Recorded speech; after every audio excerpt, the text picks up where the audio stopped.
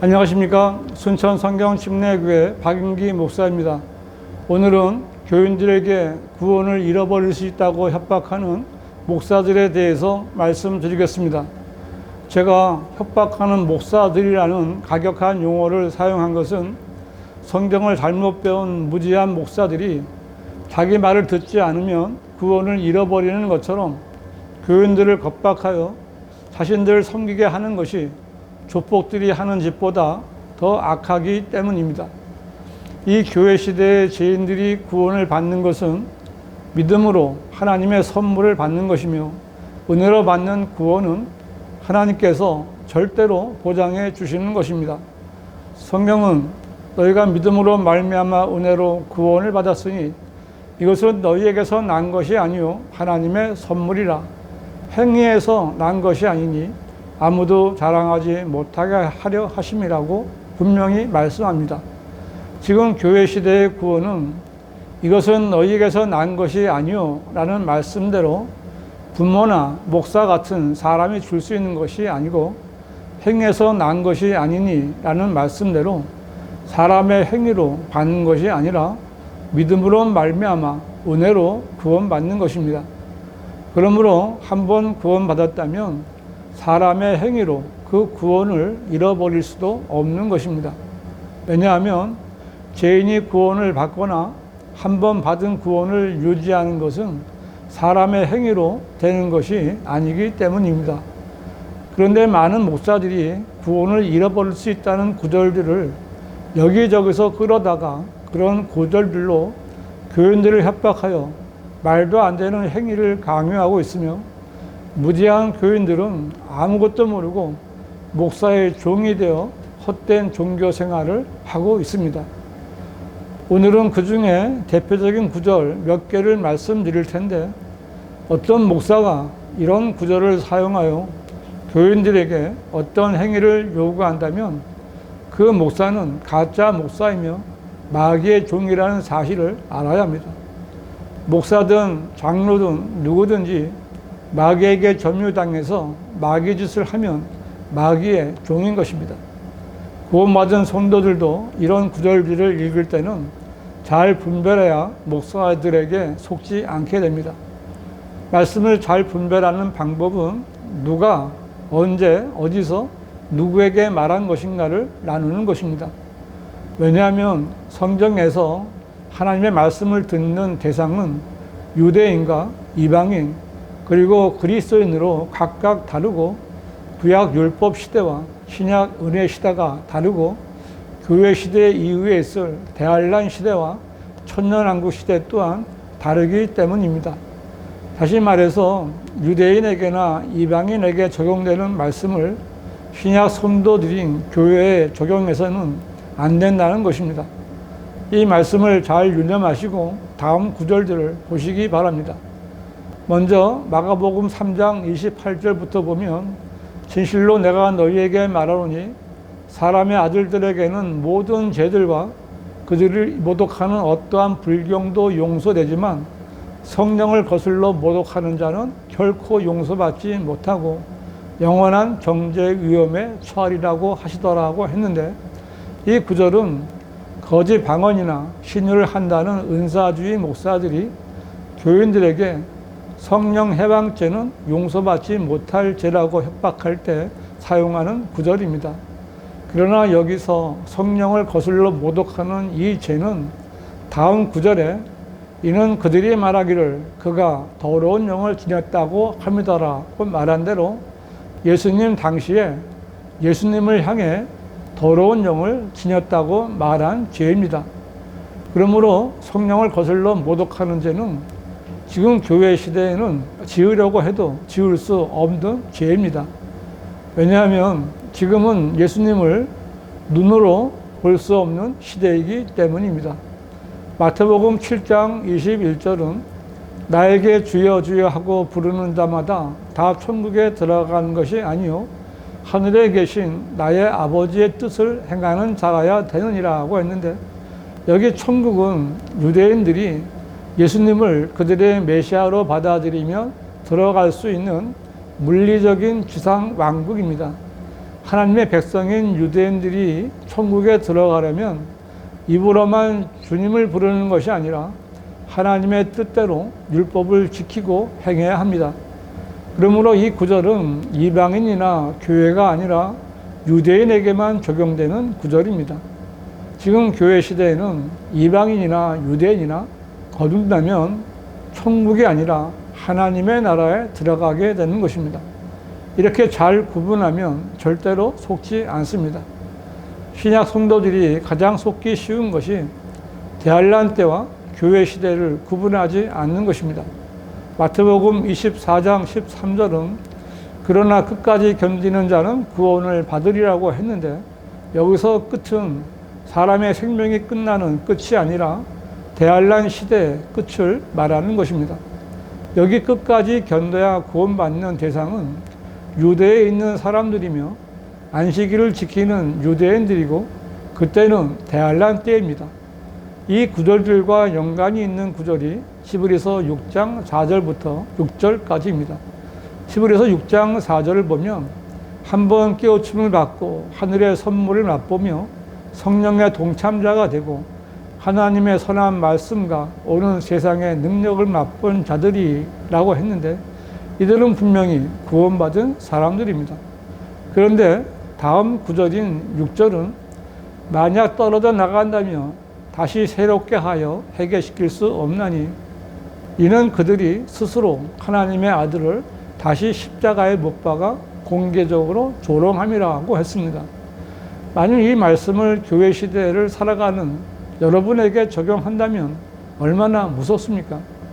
그러나 이 구절들은 교회 시대가 아니라 예수님께서 마태복음에서 그러나 끝까지 견디는 자는 구원을 받으리라고 말씀하셨던 대환란 때 사람들에게 적용되는 말씀들입니다.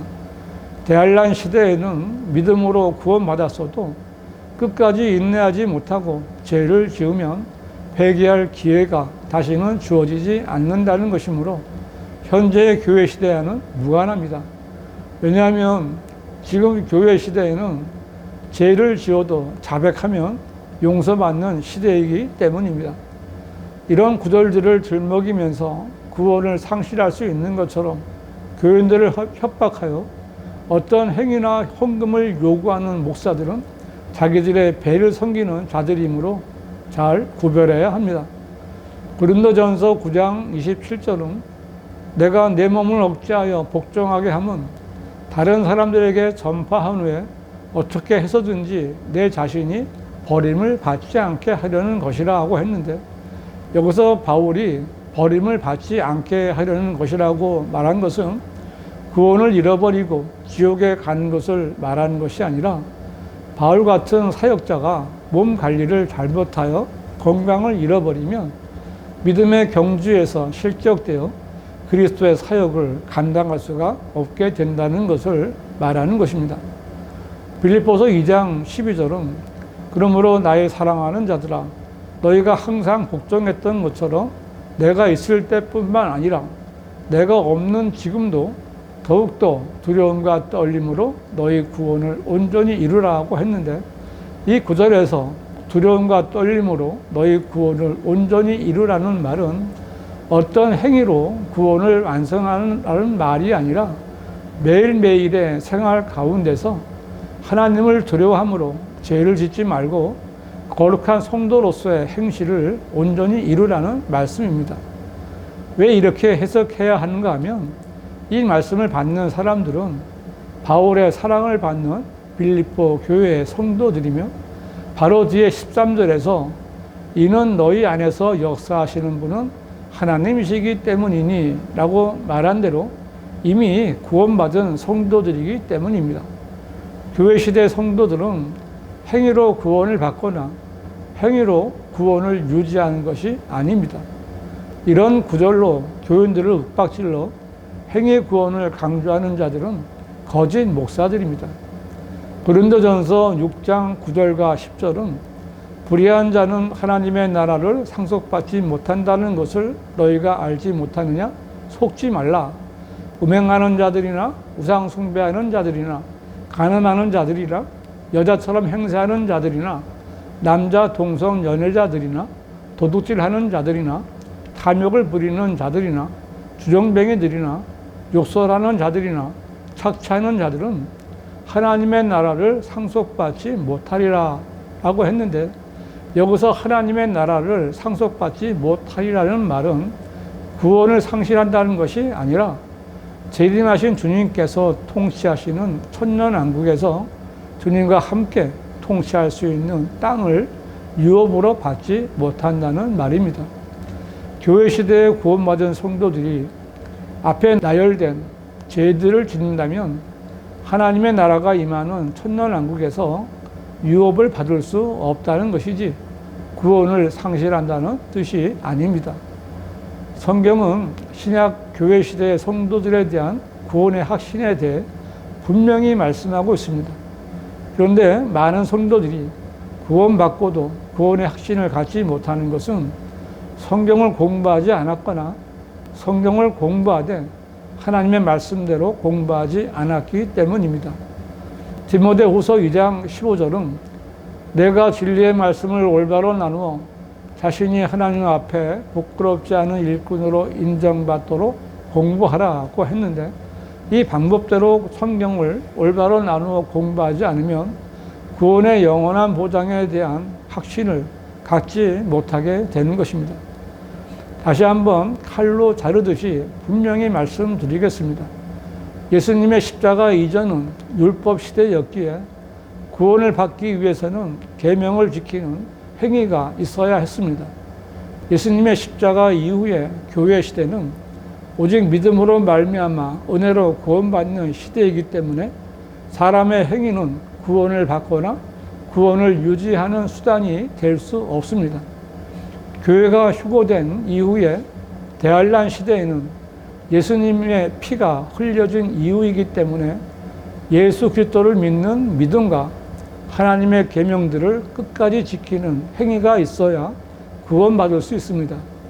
그래서 요한계시록 14장 12절은 여기에 성도들의 인나가 있으며 여기에 하나님의 계명들과 예수의 믿음을 지키는 자들이 있느니라고 말씀합니다. 성경은 지금 교회 시대가 끝이 아니라 대환란 시대와 천년왕국과 영원 시대까지 기록된 하나님의 말씀입니다. 이 말씀들을 전부 교회 시대의 성도들에게 적용하면 안 됩니다. 이 대환란 시대의 교리를 신약 교회 시대에 적용하면 이단 교리가 되는 것이며, 이렇게 가르치는 목사들이 바로 거짓 교리로 사람들을 미혹하는 거짓 교사들입니다. 교인 여러분, 여러분의 목사가 어떤 사람인지 잘 분별하셔야 합니다. 도덕적이고 돈을 사랑하지 않고 선하다 할지라도 성경과 다른 교리를 가르친다면 성별해야 합니다. 거짓 교리를 가르치는 가짜 목사에게 여러분의 영혼을 맡겨서는 안 됩니다. 지금 교회 시대는 믿음으로 말미암아 은혜로 구원받는 시대입니다. 누구든지 복음을 통하여 구원받을 수 있고, 그 구원은 하나님의 선물이기 때문에 결코 취소될 수 없습니다. 성도 여러분, 구원받았다면 번기되지 않은 바른 성경을 꼭 찾아보십시오. 개혁 성경이나 개혁 개정판은 변개된 성서입니다. 흠정역 킹 제임스는 사악한 유사품입니다. 변개된 성서에는 제가 말씀드린 하나님의 말씀들이 없습니다. 한글로 된 바른 성경은 오직 한글 킹 제임스 성경뿐입니다. 구원과 구원의 영원한 보장과 한글 킹 제임스 성경에 대해서 알고 싶으신 분은 문자나 전화를 주시기 바랍니다.